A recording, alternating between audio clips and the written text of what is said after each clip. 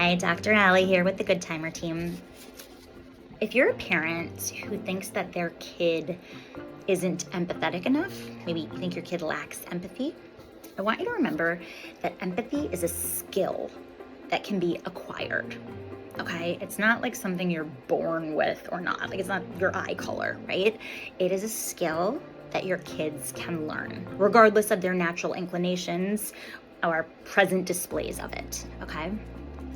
What is empathy? Someone who has empathy can understand others and to an extent can share in their experiences and feelings, right? So as parents, we can gauge our kids' natural inclinations toward empathy. We'll say, oh, by the time she was 2, she was already so empathetic, right?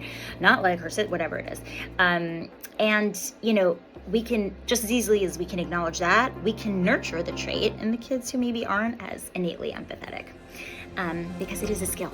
So using positive parenting approaches, I'm going to give you some tips on how you might build empathy in your kid who may be lacking it presently. 1, encourage emotion naming. So they have to be able to identify their own emotions before they can meaningfully recognize the emotional experience of someone else, right? For practice, use characters in books, stories, shows, people in your life, whatever. Number 2, encourage perspective taking. Just, your Uncle Austin got stuck in the city today. There were no more trains going home. What do you think he's feeling right now? He's probably missing dinner. He's got, ask them to guess at other people's feelings, people who they know.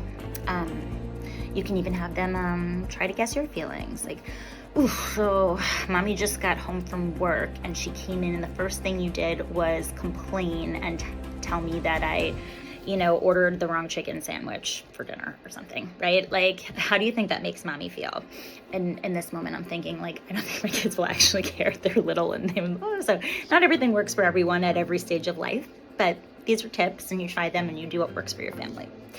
Validate, right? Remember, you don't have to agree with someone to validate them. One more time, you don't have to agree with someone to validate them, right? Validating someone is simply expressing that given the circumstances they're in, it makes sense they feel the way they feel, right? So, it sounds like your friend wouldn't play with you and now you feel angry about it. So yeah, it really makes sense that you would feel that way, right? Validate their emotions so that they start to feel like they have some onus over how they're feeling, which eventually translates into their confidence in understanding how others might be feeling.